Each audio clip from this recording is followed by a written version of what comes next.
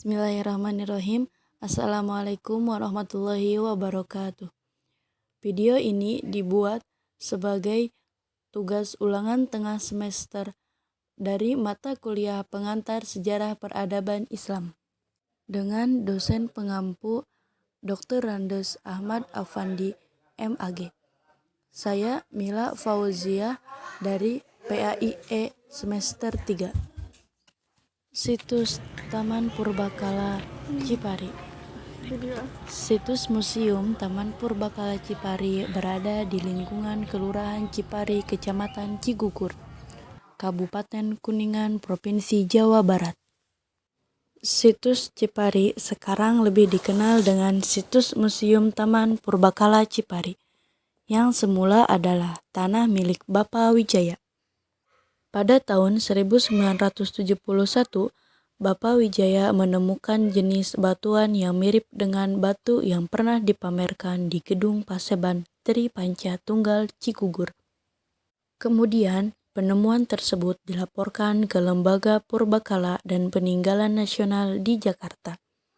Tahun 1972, penggalian percobaan dengan tujuan penyelamatan. Tahun 1975, kegiatan penggalian total. Tahun 1976, pembangunan situs Museum Taman Purbakala Cipari. Tanggal 23 Februari 1978 diresmikan oleh Menteri Pendidikan dan Kebudayaan, Profesor Dr. Randes Syarif Tayyib. Jenis-jenis benda cagar budaya situs Museum Taman Purbakala Cipari. Kapak batu. Kapak batu yang ada di Museum Cipari tampak halus. Batuan tersebut terbuat dari jenis batuan tanah, batu rijang, kuarsa, yasper. Kapak tersebut berfungsi sebagai benda upacara bekal kubur di samping untuk alat mengolah pertanian.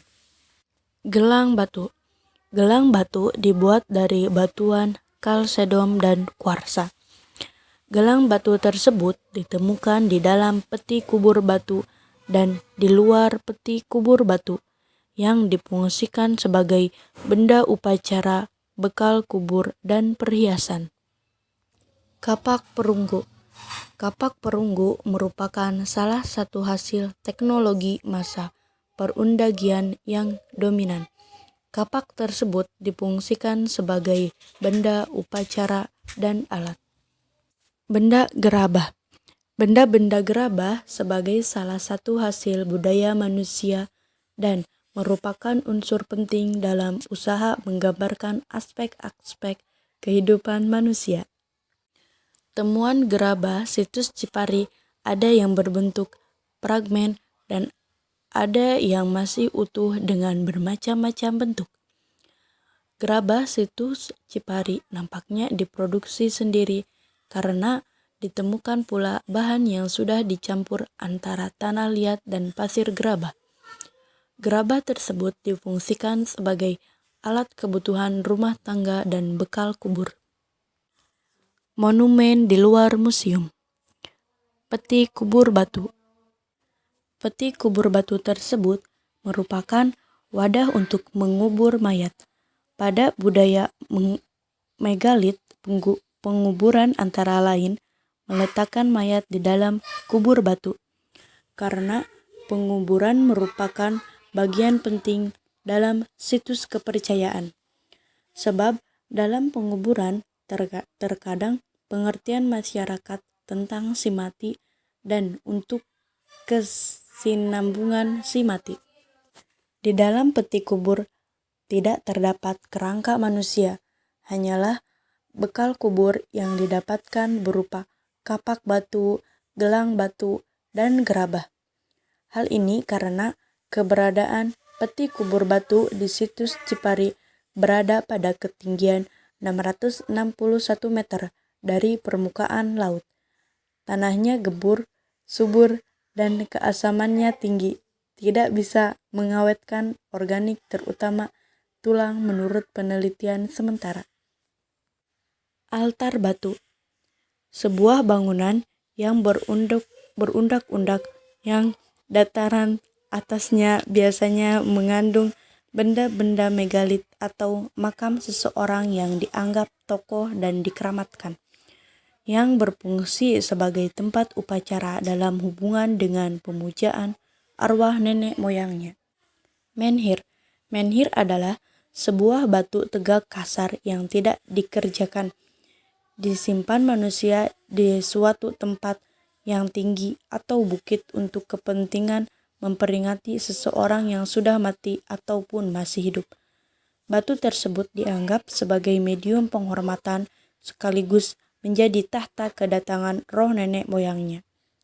Tempat pemujaan.